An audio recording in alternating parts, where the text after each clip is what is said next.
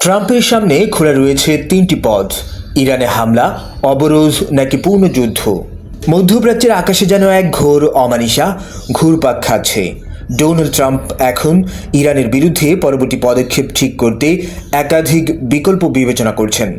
সবচেয়ে সম্ভাব্য যে সিদ্ধান্তটি সামনে এসেছে তা হল সীমিত সামরিক হামলা, নির্দিষ্ট সামরিক ঘাঁটি বা সরকারি লক্ষ্যবস্তুতে আঘাত, যাতে বার্তা দেওয়া যায় কিন্তু পুরো যুদ্ধ এড়িয়ে যাওয়া যায়।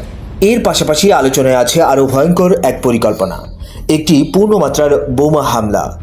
যদিও বিশ্লেষকরা বলছেন এই পথটি ঝুঁকিপূর্ণ, কারণ এতে পুরো মধ্যপ্রাচ্য অস্থিতিশীল হয়ে দীর্ঘমেয়াদী যুদ্ধে জড়িয়ে পড়তে পারে।